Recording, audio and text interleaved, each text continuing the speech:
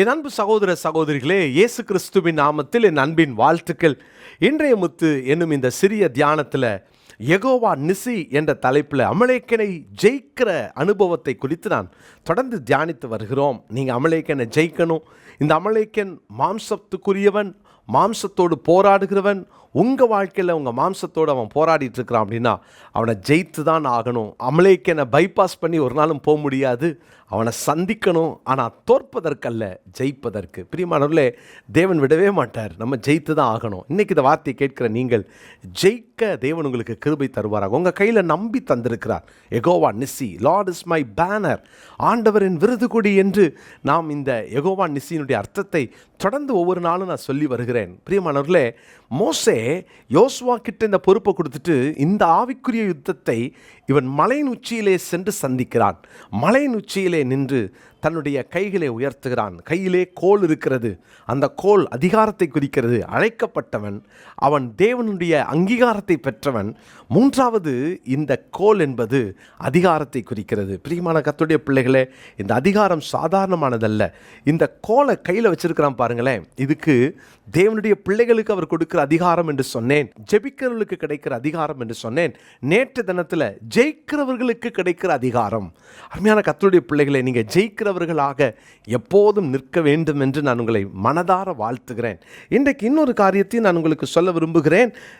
எப்பொழுது இந்த அதிகாரம் கிடைக்கும், எப்படி இந்த அதிகாரம் கிடைக்கும்? மத்தேயு சுவிசேஷம் 12ஆம் அதிகாரத்தின் 28வது வசனத்தை நான் வாசிக்கிறேன்.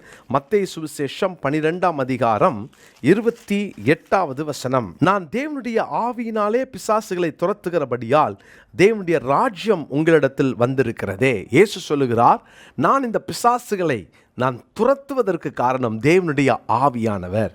தேவனுடைய ஆவியினாலே நான் பிசாசுகளை துரத்துகிறேன்.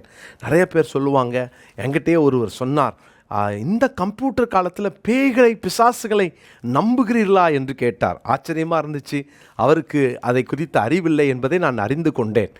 எந்த கம்ப்யூட்டர் வந்தாலும் சரி, கம்ப்யூட்டர் மாதிரி நவீன தொழில்நுட்பம் 1000 மடங்கு பெருசாக வந்தாலும் சரி, பிசாசானவன் அவன் ஆண்டவருடைய அந்த வருகை பரியந்தம் இந்த பொல்லாங்கன் இருப்பான். அவருடைய 1000 வருட அரசாட்சியில் தான் அவன் கட்டப்படுவான். கர்த்தருடைய பிள்ளைகளே, ஒரு நாள் நியாயத்தீர்ப்புக்கு பின்பு அவன் நரக அக்கினியிலே தள்ளப்படுவான் என்பதை நாம் தெளிவாக அறிந்து வைத்திருக்க வேண்டும். எனவே நம்ம இந்த பிசாசு அது வரைக்கும், இந்த உலகத்தில் நம்ம வாழ்கிற வரைக்கும் நம்மளோடு எதிர்ப்பான், போராடுவான். ஆனால் நீங்கள் தோற்பதற்காக அல்ல, மறந்துடாதீங்க. அவனை ஜெயிக்கணும். எப்படி அந்த அதிகாரத்தை பெற்றுக்கொள்வது? இங்கே வாசிக்கிறோம், நாம் தேவனுடைய ஆவியினாலே தான் அந்த அதிகாரத்தை பெற முடியும். ஒரு மனுஷன் வெறும் பாத்திரமாக இருந்தால், அவன் எந்த பவனும் இல்லாமல் இருந்தால் அவனால் எதிர்க்கவே முடியாது, அவனால் மேற்கொள்ளவே முடியாது. அப்போஸ்தலர் நடபடிகள் 10ஆம் அதிகாரத்தின் 38வது வசனத்தில் வாசிக்கிறோம். அப்போஸ்தலர் 10:38, நசரேயனாகிய இயேசுவை தேவன் பரிசுத்தாவியினாலும் வல்லமையினாலும் அபிஷேகம் பண்ணினார். தேவன் அவருடனே கூட இருந்தபடியினாலே அவர் நன்மை செய்கிறவராயும் பிசாசின் வல்லமையில் அகப்பட்ட யாவரையும் குணமாக்குகிறவராயும் சுற்றித் திரிந்தார். பிசாசின் வல்லமையில் அகப்பட்டவர்களை நிறைய நேரம் பிசாசு அநேகரை அகப்படுத்தி வைத்திருக்கிறது, தன் வசப்படுத்தி வைத்திருக்கிறது. இவங்க எனக்கு அப்படின்னு நிறைய பேர் மேலே தன்னுடைய ஆளுகையை வச்சிருக்கிறது. நிறைய பேருக்குள்ள அந்த ஆளுகை இருக்கிறது. கர்த்தருடைய பிள்ளைகளே, ஒரு நாள் ஒரு அருமையான சகோதரி அலுவலகத்துக்கு வந்திருந்தாங்க. அவங்களோட பேசும்போது நிறைய பிரச்சனைகளை சொன்னாங்க. சரி, பிரச்சனைகளெல்லாம் நிறுத்துங்க, நம்ம ஜோம் பண்ணலான்னு சொல்லிட்டு எழுந்து நின்றேன். அவங்க சொல்கிறத பார்த்தும்போது, அவர்களுடைய அனுபவங்களை கேட்டபோது ஆச்சரியமாக இருந்துச்சு. நிறைய நல்ல ஜெபிக்கிறவங்க, நல்ல ஆவிக்குரிய அனுபவங்களை பெற்றவர்களைப் போல இருப்பார்கள் என்று நான் நினைத்தேன். ஜெபிக்க துவங்கின பொழுது உள்ளே இருக்கிற அந்த பிசாசுகள் மேனிஃபெஸ்ட் ஆச்சு பாருங்களேன். அது வெளியரங்கமாக ஆரம்பித்தது. அப்போ தான் எவ்வளவு தூரம் பாருங்கள், பிசாசு நல்ல ஆவிக்குரிய அனுபவம் உள்ளவர்களை கூட அவன் அங்கே அகப்படுத்தி வைத்திருக்கிறான். பிசாசின் வல்லமையிலே அநேகர் இன்னைக்கு அகப்பட்டு இருக்கிறார்கள். நம்ம ஆண்டவருடைய பிள்ளைங்க ஒரு நாளும் பிசாசுக்கு இடம் கொடுத்துறாதீங்க, கதவை திறந்துடாதீங்க. நீங்கள் கதவை திறந்து வச்சாதான் அவன் உள்ளே வருவான். நீங்கள் எந்த கதவை திறந்து வைக்கிறீங்களோ அந்த கதவு வழியாக அவன் வருவான். நீங்கள் உங்கள் சிந்தை கதவை திறக்கிறீங்களா? கண்ணின் கதவை திறக்கிறீங்களா? செவிகளின் கதவை திறக்கிறீங்களா? வாயின் கதவை திறக்கிறீங்களா?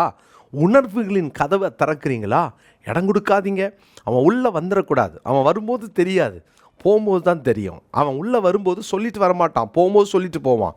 ஆனால் ஆவியானவர் வரும்போது நம்முடைய அனுமதியோடு தான் வருவார், ஆனால் போகும்போது சொல்லாமல் போயிடுவார்.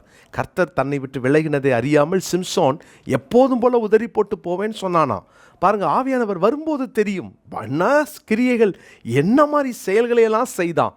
ஆனால் வெளியே போகும்போது அவனால் கண்டுபிடிக்க முடியலையே பிரியமானவர்களே. ஆனால் பிசாசு அப்படி இல்லை, உள்ளே வரும்போது திறந்திருந்தால் உள்ளே நுழைஞ்சிருவான்.